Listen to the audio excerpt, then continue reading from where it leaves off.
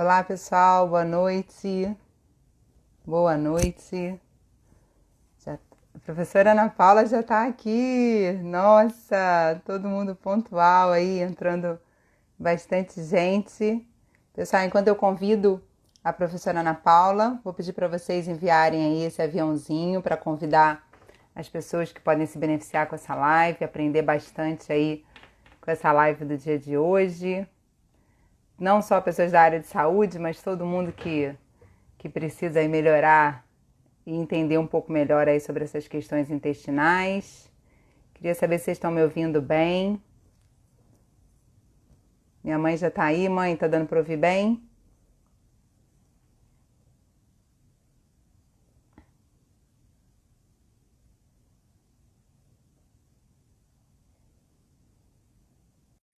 Aqui a professora Ana Paula.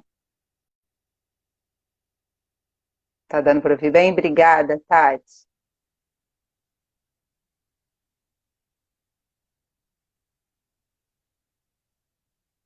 Aguardando aqui a Ana Paula entrar.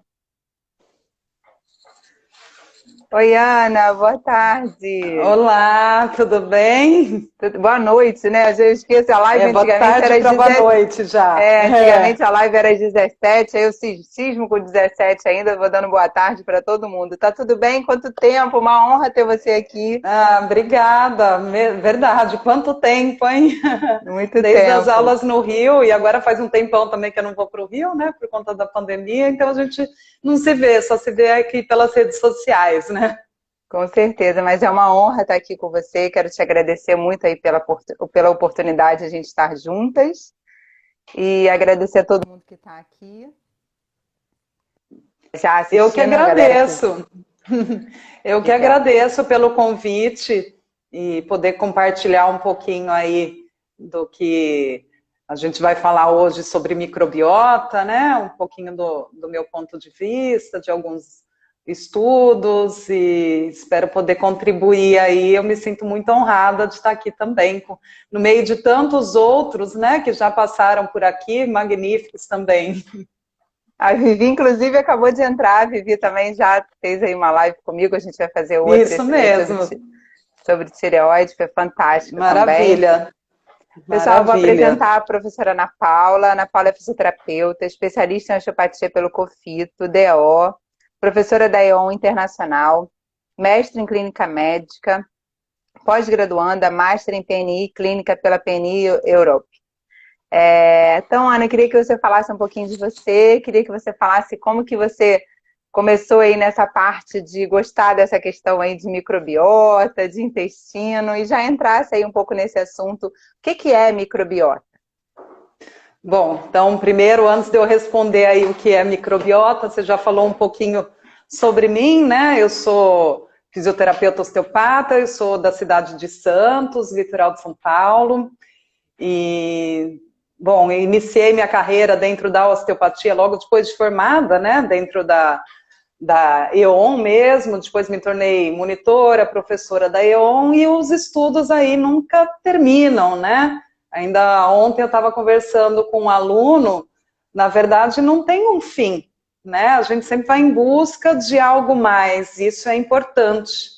E a importância de se entender o paciente mais realmente como um todo, que me despertou mais a estudar também sobre a microbiota, né? Então, apesar de que esse assunto vem sendo discutido, vamos por aí de 10 anos para cá, né, mais ou menos, e até menos, né, a partir lá do genoma, né, humano, da descoberta do genoma humano, que foi falado sobre a microbiota, e foi falado das bactérias que a gente tem no nosso corpo, e isso a gente começa a ver realmente que tem influência no paciente, e que a gente precisa entender o paciente um pouquinho mais como um todo, né? Então, o que é essa microbiota? A microbiota são micro-organismos vivos que estão presentes nas nossas barreiras,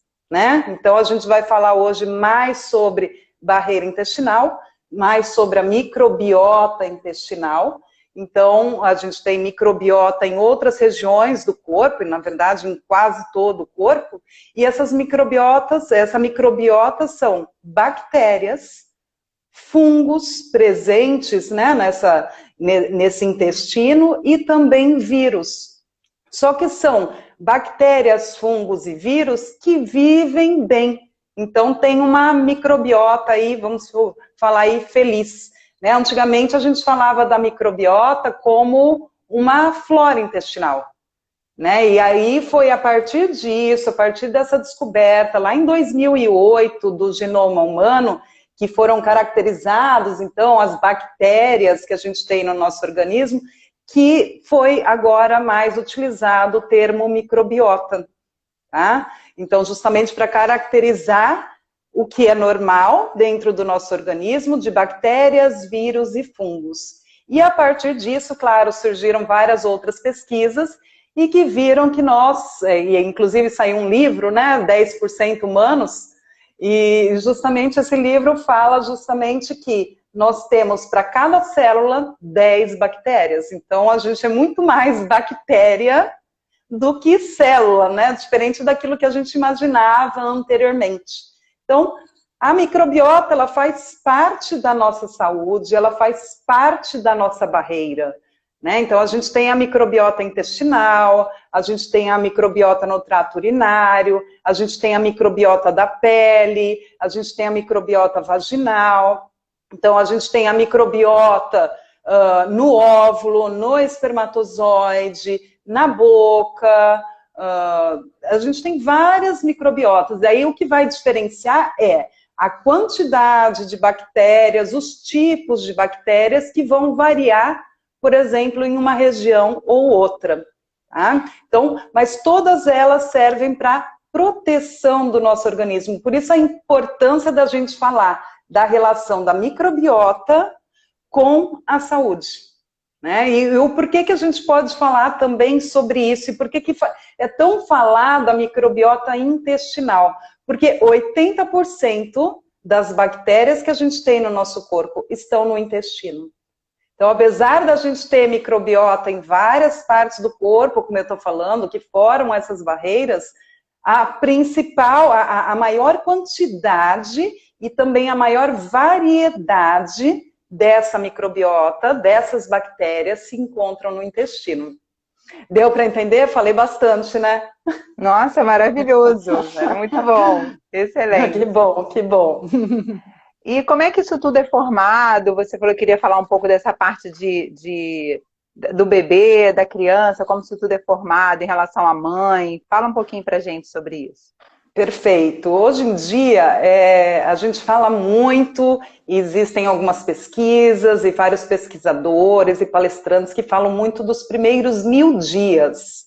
Não sei se você já ouviu falar ou alguém aí que está assistindo já ouviu falar. Então, os primeiros 1000 dias, o que são os primeiros 1000 dias? A gente vai contar desde a concepção, óvulo, espermatozoide, se une, faz a placentação, até os 2 anos de vida da criança, né? Então, esses primeiros 1000 dias são muito importantes. Então, existe uma importância da microbiota da mãe, está ideal, uma importância da microbiota do pai está ideal, para juntar óvulo e espermatozoide, beleza, juntou.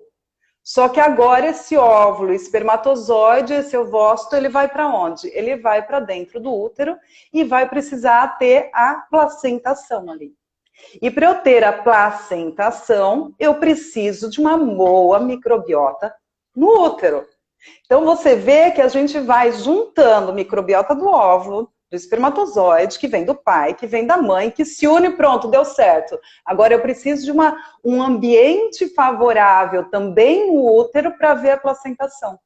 Porque se não tem esse ambiente favorável, podem haver várias complicações durante a gestação, alterações circulatórias, pré-eclâmpsia, aí que a gente vê aí mais para frente. Isso por quê, então? Porque precisa existir justamente essa microbiota ideal como saúde para o pai, para a mãe, para a formação ali do embrião e para o desenvolvimento dessa gestação normal. Tá? E Ou depois seja, disso... Ana, já te cortando, ou seja, o ideal é que antes de você, quando você começar a pensar, eu quero ter filho ano que vem, a pessoa já deveria estar cuidando da saúde, né? Deveria estar cuidando do seu intestino. Exatamente. Deveria estar cuidando das suas barreiras, devia estar se alimentando melhor, que a gente vai falar um pouquinho depois de alimentação, evitando alimentos ultraprocessados ou processados, alimentos de caixinha, comendo mais vegetais, mais frutas, mais fibras, mais pré-bióticos, mais probióticos. Né? Tudo isso fazendo atividade física, diminuindo o estresse, quer dizer, são vários fatores que a gente vai ter aí para ter uma microbiota melhor. Tá? E aí, durante a gestação, pronto, deu certo, estou lá na gestação. E a gente sabe que a partir da 6ª semana, lá no período embrionário, já começa a formação do intestino, do trato digestório. E começa mais ou menos ali na altura né, mais ou menos na 6ª semana, justamente com a digestão e digestão de vitamina B12, que a princípio é em todo o intestino e que depois, mais no final da gestação, vai ficar mais ali na região do ilho terminal. Então vão existindo modificações na 6ª semana, na 7ª, na 9ª semana, até que esse bebezinho, né, esse embrião, nasça. E aí o primeiro contato que esse embrião vai ter também vão ser com as bactérias da mãe. Se for um parto natural, um parto vaginal, vai tomar um contato com as bactérias vaginais. Só que daí você fala, meu Deus, eu não pude ter um parto vaginal. Eu vou me culpar por isso? Não, vamos lá. Você teve que fazer uma cesárea por opção, porque quis ou porque não podia ser um parto natural, mas importante que o bebê tenha um contato com outras barreiras da mãe. A boca, a pele. Então, o contato pele a pele vai ajudar na formação da microbiota desse bebê. Então, quando passa no canal vaginal, quando o bebê vai lá ser amamentado, o contato pele a pele, tudo isso já vai começar na formação da microbiota desse bebê. Ou seja, é o primeiro contato que esse bebê está tendo com bactérias externas, né? E a bactéria que ele conhece, a princípio, é a bactéria materna. Tá? E aí a gente começa, né, a formação aí de uma microbiota ideal. Então, a amamentação é super importante, né? Uma amamentação exclusiva aí até os 6 meses, porque aí a gente vai ter vários fatores, várias substâncias que vão fazer parte do sistema imune dessa criança, né? Então, por isso a importância da amamentação.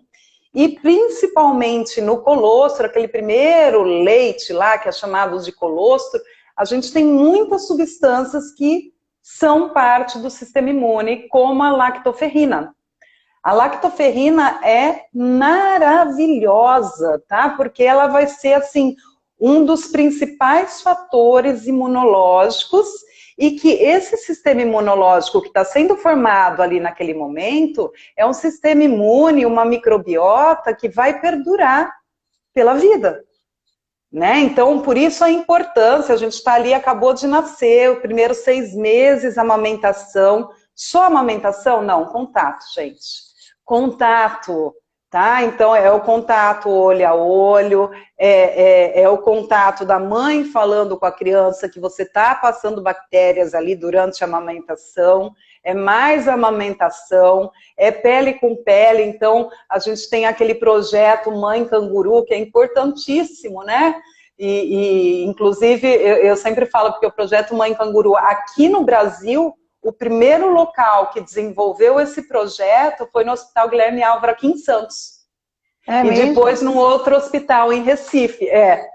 Então, é bem interessante, porque aqui foi muito usado, é um hospital do estado, mas que é utilizado também pela universidade, e isso foi muito importante, né, para o desenvolvimento dos bebês e evitar que eles ficassem, por exemplo, dentro de uma UTI. Então, o que precisava? Contato pele a pele da mãe, sentir a pulsação arterial da mãe, que aquilo lá, que ele continuava no seu desenvolvimento, no seu desenvolvimento da microbiota, no seu neurodesenvolvimento, né? Continuava aí no seu desenvolvimento. E aí, comecei lá a formar essa microbiota. Cheguei nos 6 meses, ou quando a criança, vamos falar 6 meses mais ou menos, mas ou quando a criança tem maturidade, né, para se alimentar, né? Então, que possa começar a iniciar aquela introdução alimentar. E quando inicia essa introdução alimentar, o ideal é que a gente tenha uma diversidade de alimentos. Porque neste momento que a criança está experimentando, então você vai lá, dá banana, a criança gosta, dá mamão, a criança gosta, dá maçã, a criança gosta. Este momento que você está apresentando estes alimentos, a criança ela está criando anticorpos para aqueles alimentos.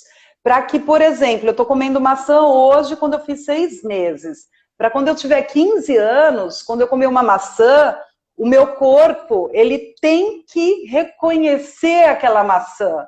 Não como algo estranho, exatamente. Ele sabe o que é porque eu tenho anticorpos. Poxa, maçã, eu conheço. Não vai me causar alergia, dano, nada. Né? Então, a diversidade dos alimentos. E aí eu falo, isso começa aos 6 meses na introdução alimentar? Na verdade, não. Já começa lá na gestação, né, que a criança está sendo alimentada pela mãe, e depois, durante a amamentação, que a criança também está sendo alimentada pela mãe, e o que a mãe come é passado para o bebê. Sim. E ele está formando a microbiota dele. Né? E uma coisa interessante, daí depois a gente começa aí, então deixa eu só terminar esse raciocínio. A gente tem uma diversidade de alimentos, então eu vou, segunda-feira eu dou maçã, terça-feira eu dou maçã, quarta-feira eu dou maçã. Opa! 3 dias de maçã, 4 dias de maçã, eu já reconheço esse alimento. Daí eu vou dar quinta-feira banana, sexta-feira banana, sábado banana. Opa! 3 dias desse alimento, eu já reconheço esse alimento. Então, é a insistência, porque, na verdade, a gente está educando o nosso organismo, né? Neste momento lá da infância, né? Nesse momento lá do bebezinho, na introdução alimentar. E, neste momento, o bebê tem um intestino super permeável. Opa! Caiu. Só um pouquinho, caiu. Tá me vendo? Tô. Calma aí, deixa eu só baixar aqui. Ixi, aí, deu. Foi muita emoção. Foi. Então, olha lá. Então, é este momento que a criança tem esse intestino super permeável, ou seja, o intestino, ele deve ser assim, juntinho, tá? Depois eu vou mostrar uma imagem. Mas o intestino desse bebê, ele tá assim, ó. Veja que eu tenho algumas arestas onde tem comunicação entre as células do meio externo com a luz do intestino, com a parte interna aí desse intestino. Então, ele tá reconhecendo, eu preciso o quê? Me alimentar de substâncias boas. E que tenha lá a formação da microbiota com boas bactérias. Né? Não com alimentos com agrotóxicos, por exemplo, não com alimentos ultraprocessados, daí eu pego um salgadinho de pacote e dou para o meu filho ficar chupando, né? Isso não é... Refrigerante na mamadeira, como refrigerante, a gente já viu. Sim, sim, Fanta laranja.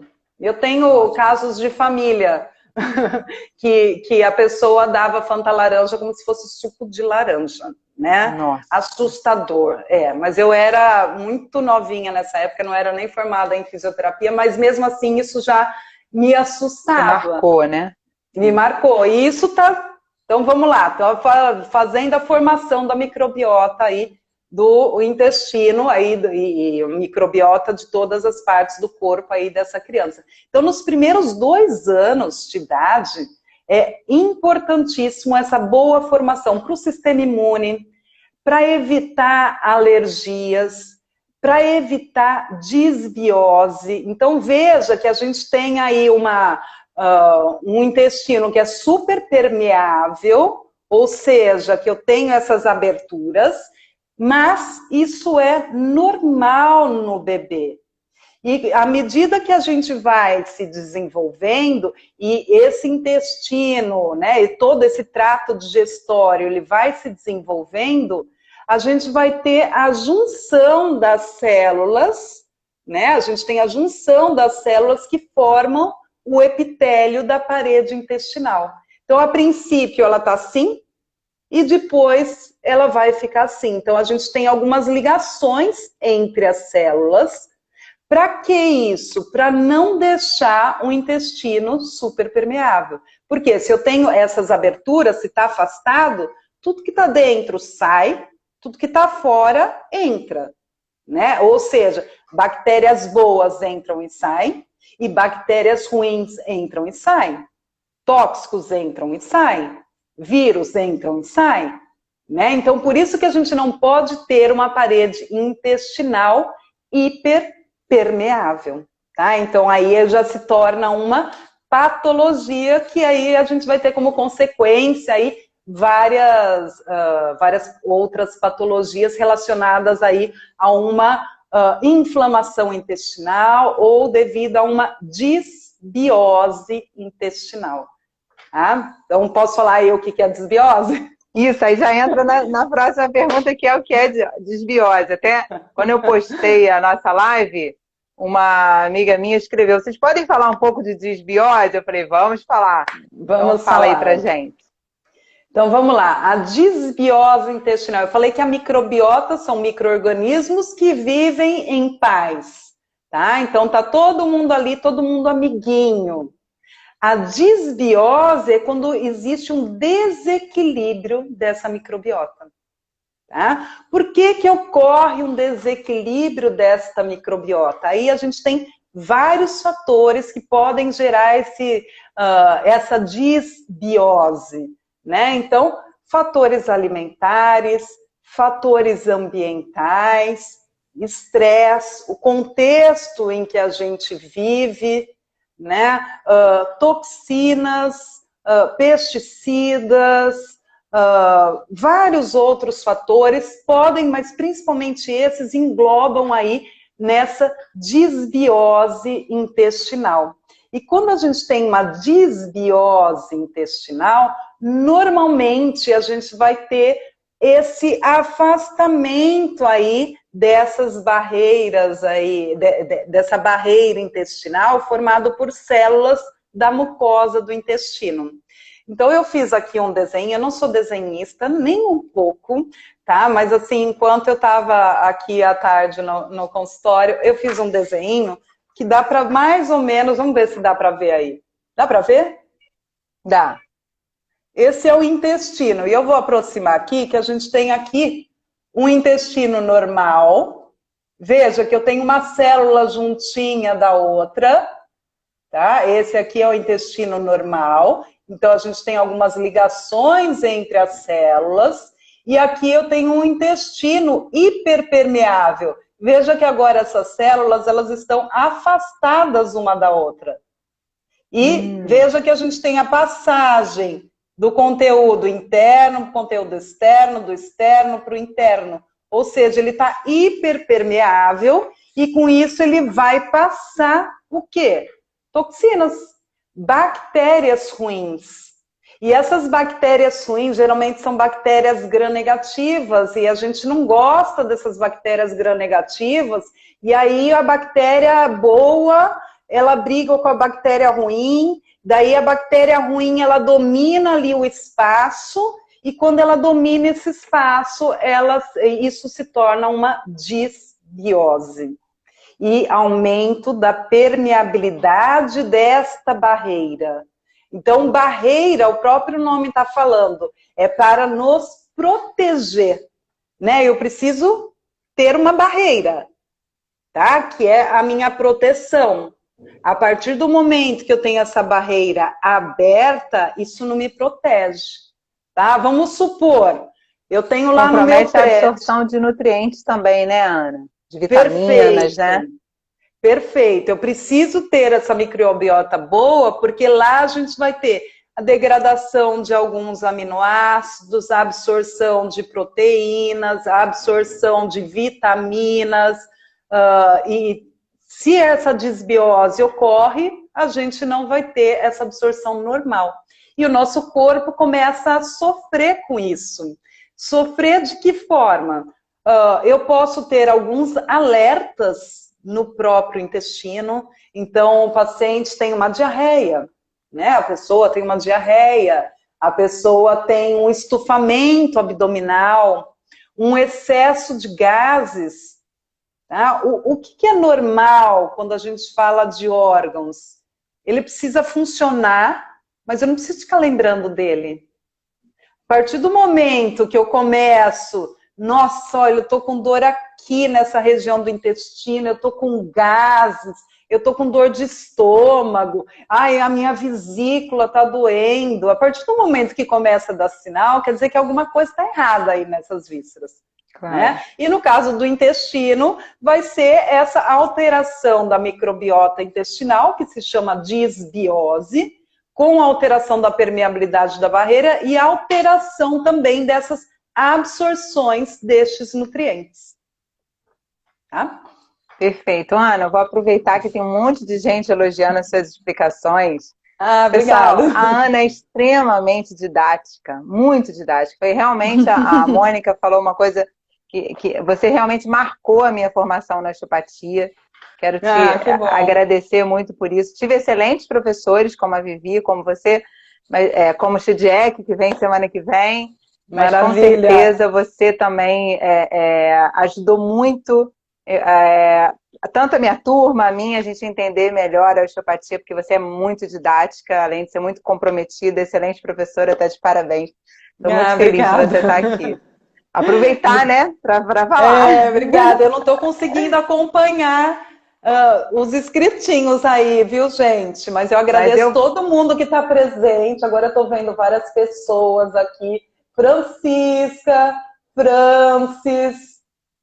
Um monte de gente aí. Tem vários professores, Ivan, a Vivi está aí, o Pedro Paulo, que é professor de anatomia. Nutrição, Vidinha. Vidinha. Isso, muita gente querida honra. aí. Espero não estar falando nenhuma besteira. Não, muito, tá maravilhoso e quero agradecer a todo mundo que está aqui assistindo. Ana, fala um pouco pra gente sobre o eixo intestino-cérebro. Como é que funciona esse eixo?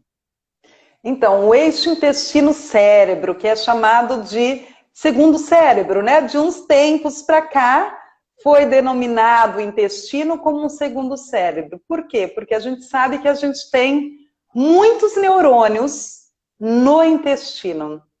E a gente tem uma comunicação entre o intestino e o cérebro. E essa comunicação, ela vai ser dada através do nervo vago. Tá? Agora vamos chegar ainda lá no vago. Qual que é a importância aí desse intestino para repercutir aí neste eixo intestino-cérebro? O intestino, ele, por exemplo, ele forma vários neurotransmissores, tá? Então, eu tenho um neurônio que precisa, para quem não sabe, porque eu sei que tem gente aí que não sabe, né? Tem leigos, eu tenho um neurônio que precisa se comunicar com outro neurônio. Nesse espacinho aqui na fenda sináptica, eu preciso de um neurotransmissor. Para quê? Para passar um impulso deste neurônio, para o outro neurônio. Tá? Este neurotransmissor, muitos deles, eles são formados no intestino. E o principal, eu já vi falando sobre 85%, 90%, 95% de serotonina, que é um neurotransmissor, sendo formado no intestino. Tá? Então, 95% da nossa serotonina, deste neurotransmissor, ele se forma lá no intestino e passa para o cérebro, tá? Primeira coisa, como que é esse neurotransmissor, essa serotonina, ela é formada lá no intestino? Ela não vem do nada. Ela depende dos nutrientes que a gente come. Então, ela depende de um aminoácido chamado triptofano. Então, eu preciso comer alguma coisa que tenha triptofano, que faça parte da minha dieta nutricional, da minha alimentação, para que eu tenha triptofano lá no intestino e que ocorram várias reações químicas para esse triptofano ele mudar de nome lá, ele vai ser chamado depois de 5-hidroxitriptofano, para depois se transformar em serotonina. Quem tem triptofano? Vejam, a banana, um dos maiores nutrientes, uma das melhores nutrições de triptofano vem da banana. Um alimento fácil de ser consumido, né? Eu adoro banana também, né? É a minha fruta preferida. Então, a minha serotonina tá lá, ó. Lá no alto sempre. A serotonina, gente, é um neurotransmissor da felicidade. Tá? A pessoa não está feliz, isso tem muita relação com patologias como depressão, síndrome bipolar, alterações de humor, baixa de serotonina. Então, eu preciso do triptofano, reações químicas para formar a serotonina. Esta serotonina formada, ela vai através de um eixo, através de uma via aferente em direção ao cérebro, para chegar lá no cérebro e poder funcionar como neurotransmissor. Tá? E quem faz essa via é a aferência do nervo vago. Tá? Então, o nervo vago, que é o 10º par craniano, ele sai daqui, vai até o intestino, eu tenho fibras eferentes, eu tenho fibras aferentes, que vão em direção aí ao crânio. Então, essa passagem de serotonina é através aí deste nervo vago. Então, eu tenho um neurônio que vai passar para o outro e que vai seguir esse trajeto do vago até chegar lá no cérebro. Uma coisa interessante, quem tem baixa de serotonina não dorme bem. Sabe por que isso? Porque a serotonina, quando chegou lá em cima, né, lá no cérebro, chegou lá a pineal, né, onde é formada a melatonina, utiliza essa serotonina para quando a gente estiver no escuro, tá? Quarto escuro, escuro, escuro, ser liberado a partir dessa serotonina a melatonina. Então, a serotonina, ela participa na formação da melatonina também. Então, Nossa, por isso que pessoas que têm desbiose intestinal, muitas vezes vai ter o quê? Muitas vezes significa assim, quase sempre, vai ter alteração de serotonina. E a baixa de serotonina vai gerar, então, a falta de sono. Né? Ou então ele não consegue aquele sono REM. E isso tem a ver com alimentação. Então, comam banana. Né? Além disso, o triptofano, para formar lá a serotonina, através daquelas reações químicas, existem alguns cofatores. Eu preciso de magnésio, para triptofano, serotonina, e eu preciso de vitamina B6, que eu encontro no gergelim. Então, eu vou comer banana com gergelim para favorecer ainda mais a formação de serotonina, que é o hormônio aí, o neurotransmissor aí da felicidade, né? E aí a gente tem outros neurotransmissores também formados aí no intestino, como a acetilcolina importante aí para contração muscular, né? Também é um neurotransmissor, está ali na fenda sináptica, passa daqui para cá, né? Então faz essa ligação entre um neurônio e outro. E acetilcolina é dependente de colina. E onde a gente encontra colina? No ovo. Tá? Então, comer ovo faz bem. Ah, eu vou comer 30 ovos. Calma aí, gente. Excesso não, equilíbrio. Tá? E eu não preciso só do ovo, porque eu não preciso só de acetilcolina. Eu preciso de serotonina, eu preciso de outros neurotransmissores e outras vitaminas, minerais, para que o nosso corpo funcione direitinho. Né? Então, a partir do momento que eu tenho uma boa saúde intestinal, ou seja, uma microbiota perfeita, sem disbiose, sem impermeabilidade intestinal, eu vou ter essa absorção e consigo formar esses neurotransmissores, e por isso que eu chamo aí do eixo intestino-cérebro, porque vai interferir diretamente uma pessoa que tem disbiose, alteração desses neurotransmissores, como eu falei, em depressão, distúrbios bipolares, Alzheimer, né? A gente precisa também da memória, né? A colina faz parte da memória também, né? Disfunções de colina vai ter uma tendência aí a ter Alzheimer, que mais? Todas as alterações neurológicas e principalmente que a gente chama de alterações neurológicas do mundo moderno. Né? Tem muita coisa relacionada com o mundo moderno. Ah, mas é só o intestino que vai influenciar?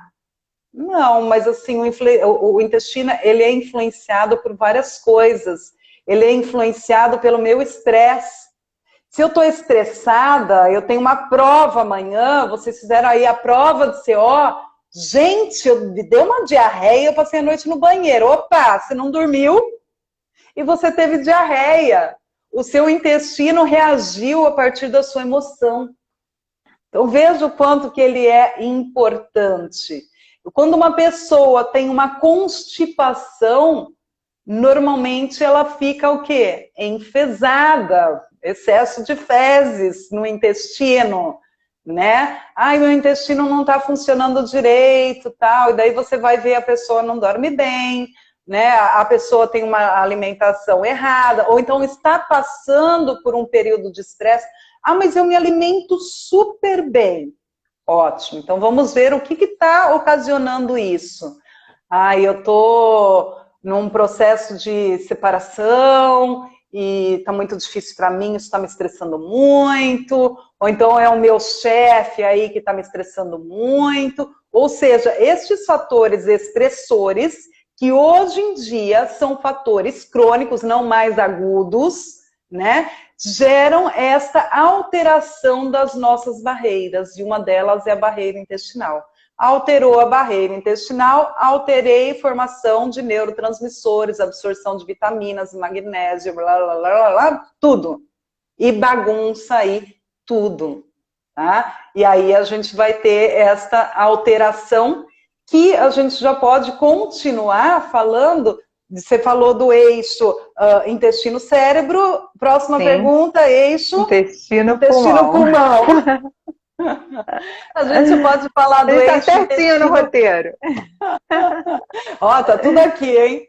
O eixo intestino-pulmão. Na verdade, não existe um eixo como, pelo menos assim, sabe que existe uma relação importante, tá? Então a gente tem uma desbiose intestinal, uma alteração alimentar, isso vai influenciar em patologias respiratórias, em rinite, em sinusite. A gente sabe que as pessoas aí que têm alergia ao glúten, né? Normalmente tem sinusites, tem rinites quando comem o glúten. Mas como que funciona esta via? A gente tem dois tipos de via para ligar esse eixo intestino-pulmão. Então, a gente tem uma chamada via direta, tá? Então, a gente tem lá a epiglote. Imagina que eu tenho bactérias que fazem parte do trato do trato gastrointestinal, né, que vai sair aqui esôfago, estômago, e essas bactérias, através aqui da região da garganta, da glote, pode ter comunicação com a traqueia e vai passar lá para os pulmões. Então, essa é uma comunicação direta, porque nos brônquios, no pulmão, o pulmão ele também tem uma microbiota. Então, eu também tenho bactérias ali que vivem maravilhosamente bem. É a mesma quantidade de bactérias do intestino? Não. Lembra que 80% das bactérias de todo o nosso corpo está no intestino, o resto está distribuído em várias regiões. Mas a gente tem e elas estão vivendo bem. Só que as bactérias do intestino, elas não são, muitas vezes, as bactérias lá da região do pulmão e dos brônquios. Então, essa ligação direta pode ter alterações respiratórias.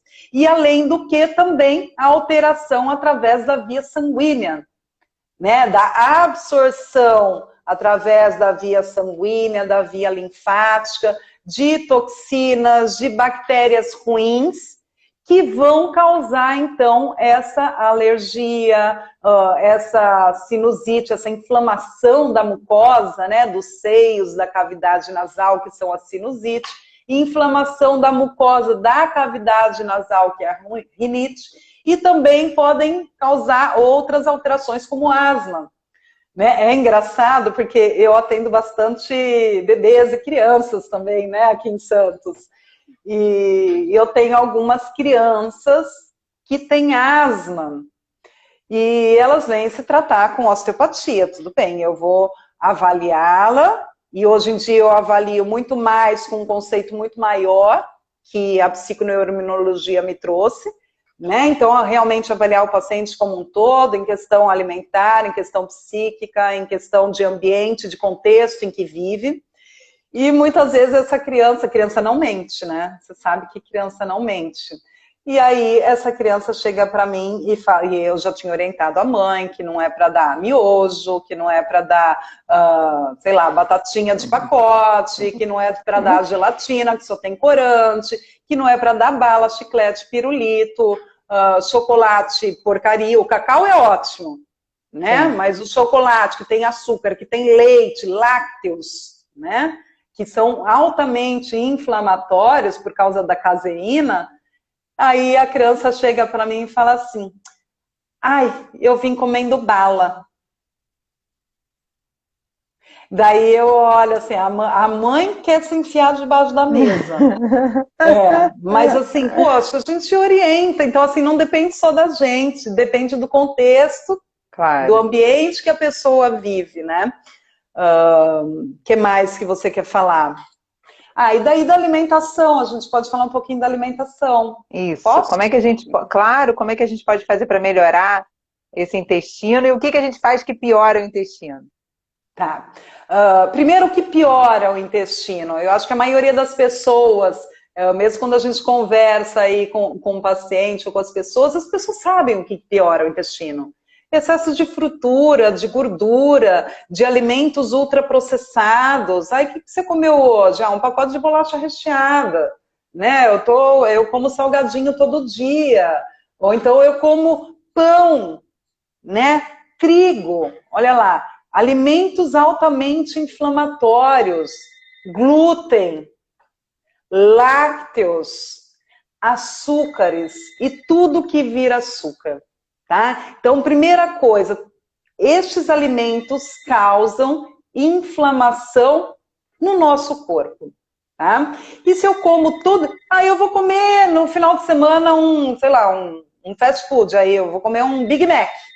Posso comer o Big Mac? Pode.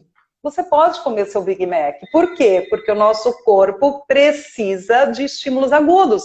Então, na hora que você vai comer o Big Mac, o que seu sistema imune faz?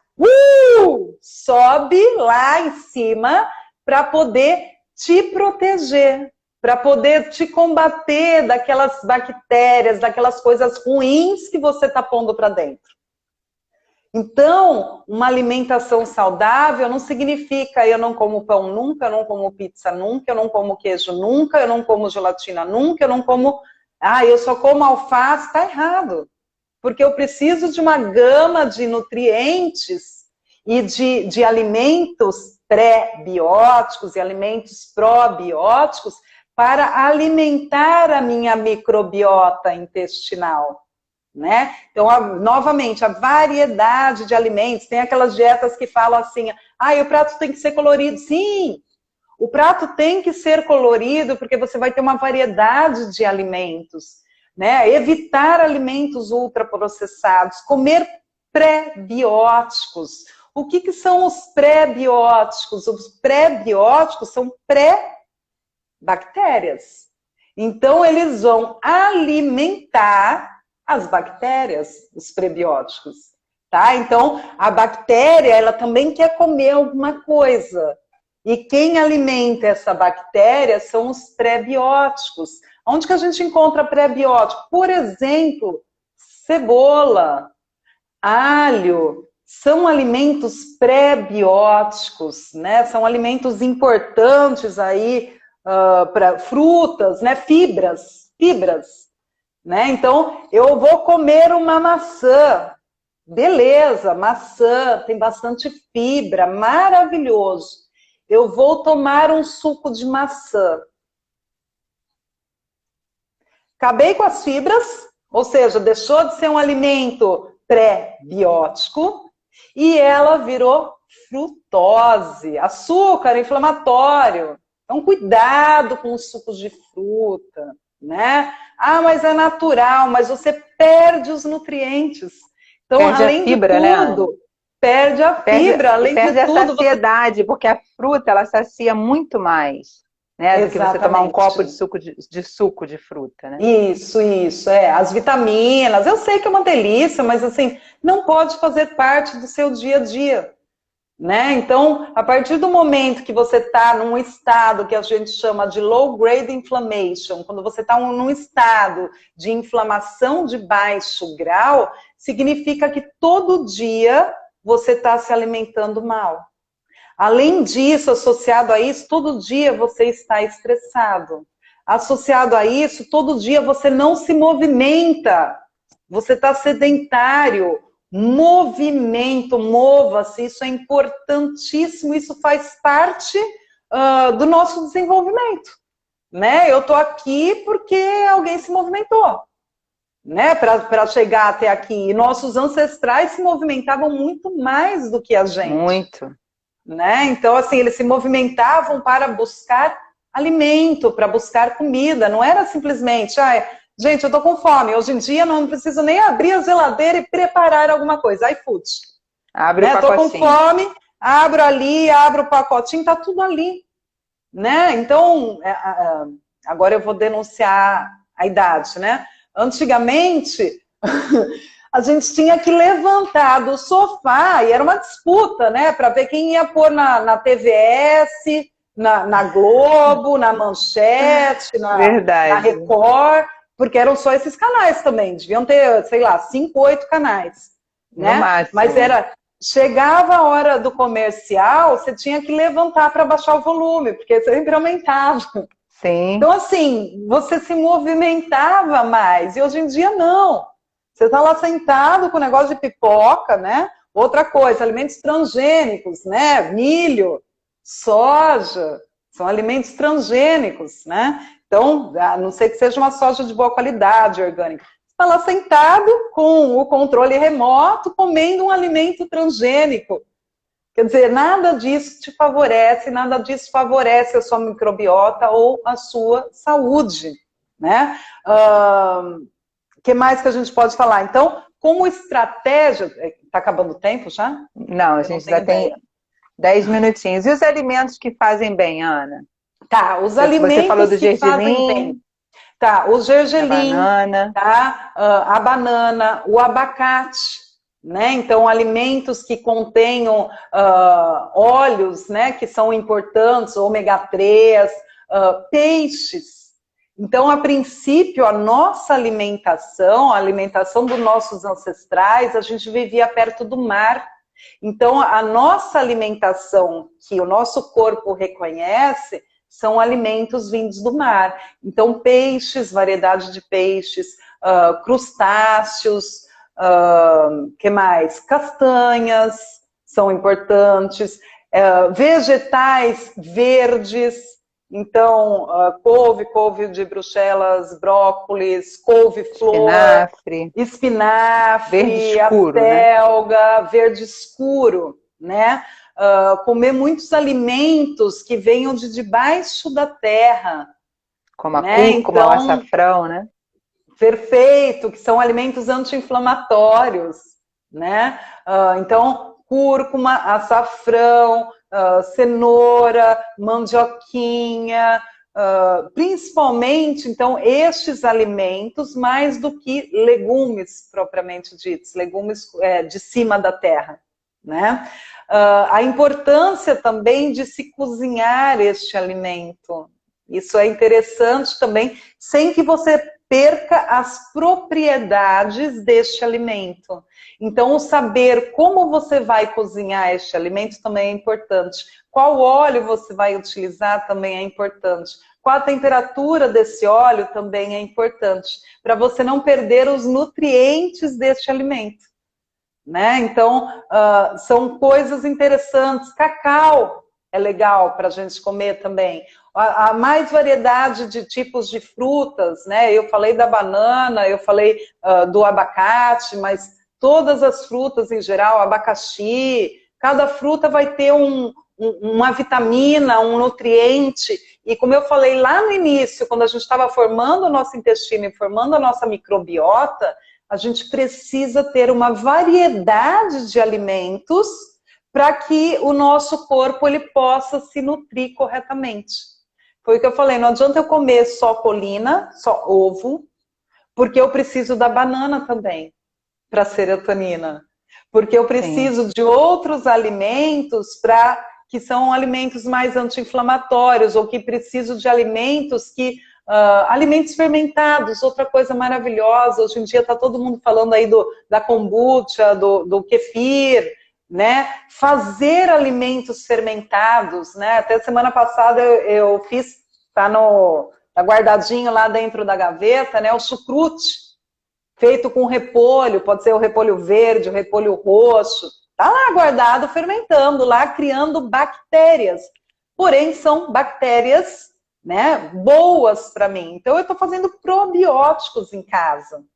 Né? Então, são coisas importantes para eu manter a minha microbiota intestinal legal. Outra coisa que acaba com microbiota, medicamentos. Tá? Medicamentos alteram pH de todo o trato gastrointestinal. Antibióticos, anti-inflamatórios. Né? Muitas vezes as pessoas, hoje ainda estava atendendo uma paciente, ela falou, nossa, olha, eu vou deixar de tomar esses medicamentos, porque não me melhoram, né? E outra, eu tô com a boca toda estourada, a boca é uma barreira, né? Ou seja, não está suportando, doenças de pele, né? Dermatites, né? Tudo isso é uma alteração da microbiota, daquilo que a gente está ingerindo, do nosso estresse crônico, ou seja, da inflamação de baixo grau todos os dias. Né? Eu preciso ter, o nosso corpo, ele foi desenhado lá pelos nossos ancestrais de ter estresses agudos. Tá? Então, por isso que eu falo que uma vez por semana eu comer lá um McDonald's não faz mal. Porque eu preciso estressar de forma aguda o meu corpo. Agora, se eu comer um McDonald's todo dia, ter o estresse todo dia, viver num ambiente poluído, poluição, comer pesticidas, alimentos de pacote, ultraprocessados, refrigerantes, bebidas em caixinha, suco natural em caixinha, né, que não tem nada de natural. Então, assim, estão perguntando aí do Yakult. O Yakult é doce puro, é açúcar puro. Então, o Yakult com lactobacilos vivos, eu não sei quanto tempo o lactobacilo ele sobrevive, desde a hora que ele foi formado, e mais que ele foi aquecido, desaquecido, resfriado, desaquecido, transportado, e ele ainda tem um tempo de prateleira longo. Ou seja, aquela quantidade de lactobacilo, se tiver, já não é muita coisa, né? Então, assim, não, e fora, assim, leite, né? Coisa artificial, processado, caseína, né? Fala um Ai, mas pouquinho do leite, Ana. A gente tem ainda 3 minutinhos. Fala um pouquinho do isso. leite pra gente. Então, isso, leite, caseína. Qual é o problema do leite? A caseína. Ah, mas o leite materno tem caseína? Tem. 5%. O leite de vaca tem 85% de caseína. Por isso que vem aí as alergias, né? E por isso que existe todo um processo inflamatório dos lácteos, né? Então evite. Posso comer de vez em quando? Pode. Eu amo queijo, gente. Queijo forte. Queijo e vinho, amo isso. Maravilhoso. Mas eu não faço Provolone. isso todo dia. Nossa, provolone, Roquefort, mental, adoro, sei o nome de todo mundo. Mas assim, eu não posso fazer isso todo dia, porque eu vou inflamar o meu organismo com estes lácteos. A necessidade que a gente tem de leite é do leite materno. Depois disso, a gente tem outros alimentos que suprem isso, né? Tudo bem, eu estou falando, assim, das coisas que eu pesquiso e, importante, da minha opinião.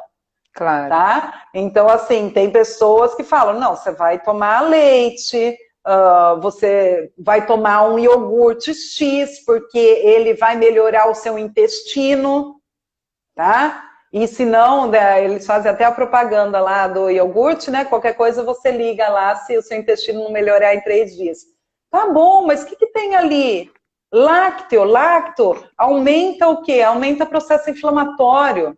Então, tomar cuidado com queijos, lácteos, glúten e açúcar, que é o que mais vai modificar a nossa microbiota em questão de alimentação. Tá? Mesmo que a pessoa não tenha alergia, né, Ana? Você está falando no Mesmo geral, que a pessoa... né? Isso, porque vai causar a low grade inflammation, inflamação de baixo grau. Eu estou comendo coisas que inflamam o organismo todos os dias. Eu como pizza de final de semana, gente. Eu tomo cerveja, eu tomo vinho, tá? Eu como queijo, mas não faz parte do meu dia a dia. Dia a dia é alimento de verdade, sabe? Comida de verdade. É isso que a gente precisa e é isso que a gente precisa educar as pessoas, educar os pacientes e fazer o que a gente chama de deep learning, que é o entendimento do paciente, do que ele tem, do que é a patologia, tá? E esse entendimento aí, ele vai conseguir mudar a vida dele, né? Isso é importante, tá? E só mais uma coisinha que eu esqueci de falar, só para não deixar de falar, eu sei que tem vários aí osteopatas, quando a gente faz técnicas viscerais, a gente estimula a liberação de serotonina, tá? Então a osteopatia, ó, nota 10 aí para a gente estimular a liberação de serotonina. Mas claro que ela precisa do precursor dela. Só que a gente facilita esta bioquímica e essa liberação desse neurotransmissor. Então, vamos lá trabalhar a parte visceral caso seja necessário. E também estimula a aferência vagal, né, Ana? Também estimula a aferência vagal, eixo intestino-cérebro, perfeitamente. Exatamente. Eu ensino para os pacientes, evitando aí a depressão, eles massagearem, né, o abdômen, eles mesmos fazerem algumas massagem no abdômen, porque isso também ajuda, né? Ajuda. Também oriento. Ana, a gente tem que encerrar, mas é uma live que daria assim umas 3 lives, porque é um assunto incrível e você explica muito bem. Muito obrigada. Que bom, que bom. Espero que eu tenha feito jus aí ao convite, que as pessoas tenham gostado, que eu tenha clareado alguma coisa. Eu sei que alguns termos a gente acaba falando termos técnicos, né? Mas aí eu acho que deu para entender aí o contexto. Eu agradeço você. Maravilhosa também, professora maravilhosa no Rio de Janeiro, podendo divulgar aí com essas várias lives aí, com vários colegas maravilhosos também. Eu me sinto muito honrada de estar aqui. Eu que agradeço. A gente só tem 20 segundos, vou dar um recado. Pessoal, semana que vem a gente tem aqui o professor André Shadjack, todas as quartas-feiras, às 18 horas, as lives sempre com um convidado incrível. E maratone lá no YouTube, que tem muita live fantástica para vocês assistirem. Ana, vai cair. Muito obrigada, gratidão.